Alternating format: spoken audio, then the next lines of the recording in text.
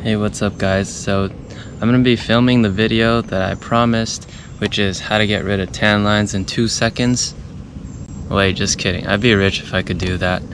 I'm gonna be doing the medicine ball video. I'm gonna show some simple drills with a medicine ball that doesn't require, too much thinking, but we're gonna do them, and it's going to be all about adaptability. Can you throw a medicine ball at a certain spot on the court? So I'm going to go through a couple of ways to throw the medicine ball, a couple of stances, and then I'm going to show a couple things you can do that includes court coverage. So let me get my coaching hat on, sunglasses out. It's freaking hot today, man. It's like 95 degrees. I know it's nothing for SoCal, but I'm weak. Call me out on it.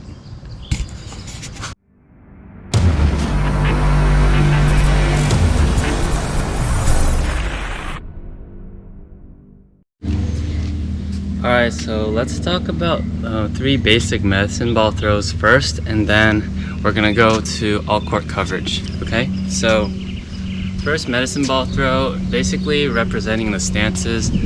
You're gonna go, split, close, throw. Alright, so split, step in, throw. Okay, the second one, you go open stance, split, stance, throw. Okay. Split, throw. Then third one, here, open stance, throw in. Okay. I don't know if you guys saw that. One more time. Split, open stance, throw in. Okay. So those are 3 basic ones. Now let's move on to court coverage, because that's the most important part of it. So the rhythm you throw the medicine ball is going to be around the same as your preparation. So once you pivot, you're turning your shoulders, right? And since this thing is weighted, you've got to do it efficiently in order to throw it well. So if you have a partner to throw you back the ball, that'd be the best. But right now I'm alone, so it's the best I can do. So to get used to steps and adaptability on the court, you can set up, this is just lateral for now, right? You can set up cones. Let's see if I even have this.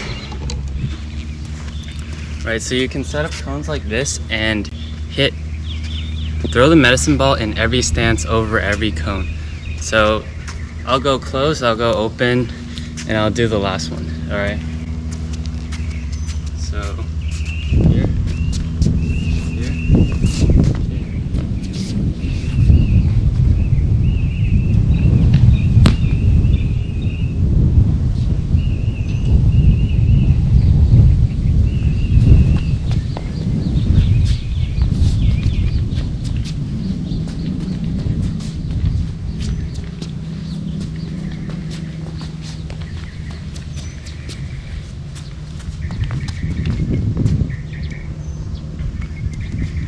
Alright, so that was close stance for the first one, and the one I prefer, especially when hitting out wide, open stance.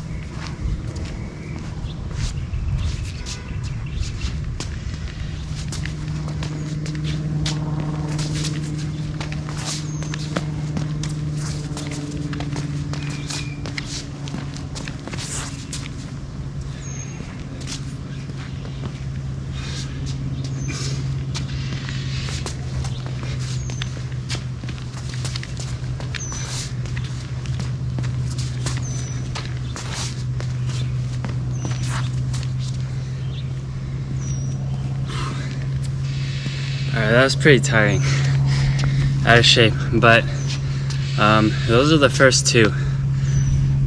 I don't think I'm going to do the third, but those 2 are the most important ones. Alright,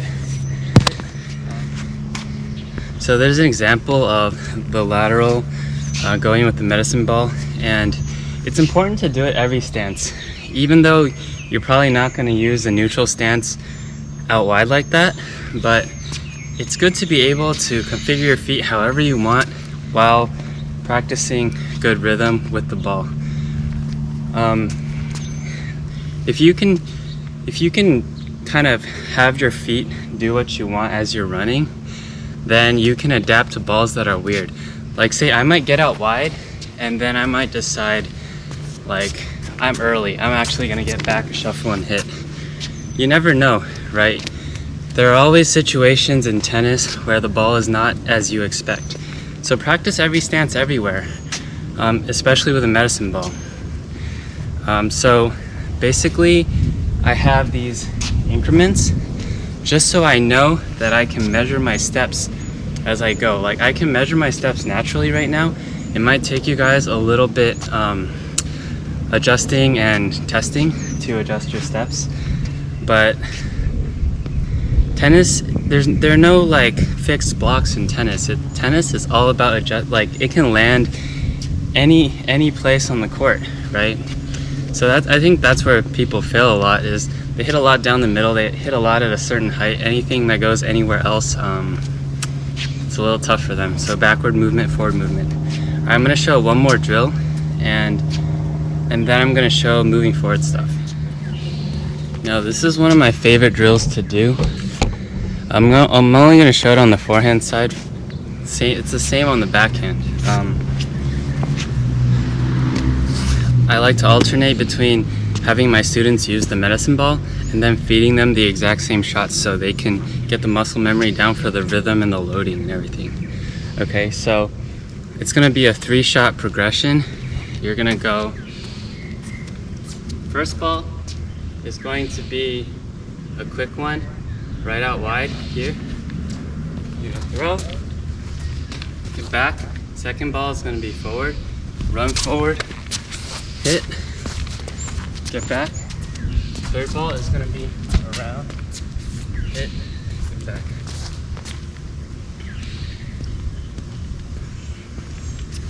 Okay, so here we're actually drilling all the different depths of one side, minus the very short ball. But let me show you guys again. You're gonna go lateral, you're gonna go short, and you're gonna go all the way around back. Okay, so one more time.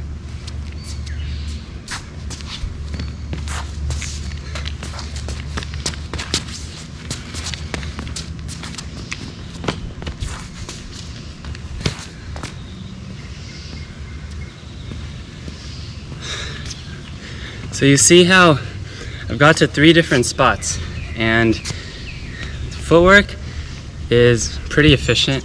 I'm not taking any crazy steps. You can also practice adjustment steps and tiny spacing things by just getting coming here. You can go there, around, split, split. Yeah, you guys get the point. I hate doing that, but I think my adjustment steps are natural. I don't really think about them, and I think the more you guys play and learn how to move, I think that'll be the case for you guys as well. So because adjustment steps are adjustment, there's no textbook adjustment, you know, or else it wouldn't be adjusting, it would just be a thing. Like every step would have a name. So I'm gonna show going forward, because this is a slightly different one. So if the ball is really far forward and you have time, right, you're not going to necessarily turn first and then just run like this. You want to make it a little more natural. You want to run first, and as you get there, you turn and you throw. So to master this timing right here with a medicine ball will actually really improve the shot. Let me make sure this is all right. I'm gonna run in front of the service line. All right, so I'm gonna be here.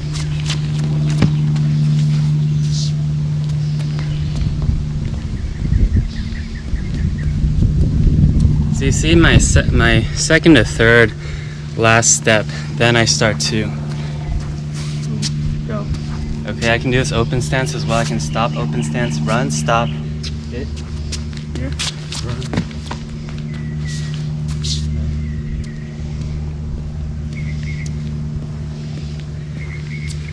the ball is too far in the front, usually when it's in the front, it's going to be a little slower, right? If it's too far, you don't want to turn and run like this, because you're not exactly sure how you're going to get there yet. You start to, as long as you're 2 or 3 steps early, you'll be good. All right, and there's one more exception, which is if the ball is short and fast, you don't have time. So you learn how to throw a medicine ball on the run, and you can get this one. Let me see. Let me see if I can get this. Yeah, it's a lot of running. So you can practice medicine ball runs and throws. What's the best angle here? Yeah, so I'm just gonna run in and throw. So sometimes you gotta go like that.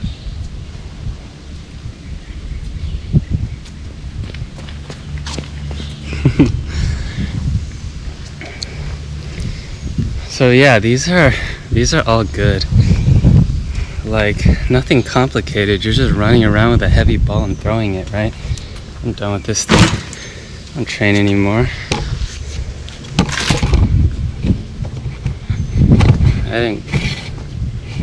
There we go.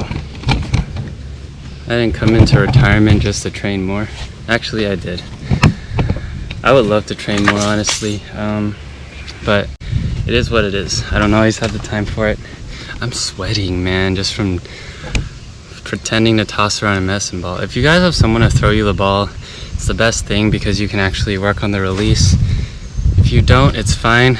You can find a wall, practice the basic ones, chucking it against the wall. You don't have to think of a tennis court as a tennis court. Think of movement as just movement. If you can move anywhere you want and toss, then if it goes anywhere on the tennis court, you can get it, you know? Some people think about tennis as like it's in this box, and things are very static and mechanical, whereas if you watch the pro game now, that's not true at all. Things are getting more fluid, more athletic, more stances are being incorporated as adjustments. Nothing is textbook anymore. Well, things are still textbook. Fundamentals will always be fundamentals. But there are so many different types of balls now, and the ball speed is going so fast that there are efficient ways to do things. But the main thing is, can you adjust to the varying types? Can you adjust to a short slice? Can you adjust to a heavy topspin? So I think that really separates the good tennis players and the players that can hit the ball okay versus the players that can actually play a match. If you were to ask me, I am probably one of the worst hitters down the middle and cross court, just static hitting. I'm probably the worst hitters ever at my level. Yeah, like even some of my students I hit cross court with them, they're like 3 UTR lower than me, and they look like they're better than me, and we play a match. I win fast, you know? So of course I could always improve the mechanical parts, the grinding, the cross court hitting, but that's for junior players to do. I'm not I'm good with that part of my career. I put in my time already. But anyway, I hope you guys enjoyed that video. Medicine ball all day. It's going to help your muscle memory. It's going to help you be efficient because the ball is heavy, and it's just a really good way to solidify if you're doing things efficiently on the court and work on your footwork and stances. Alright, so hope you enjoyed. Don't forget, like and subscribe. Comment down below what you guys want next, and I'll try my best to get it out. Have a good day. Peace.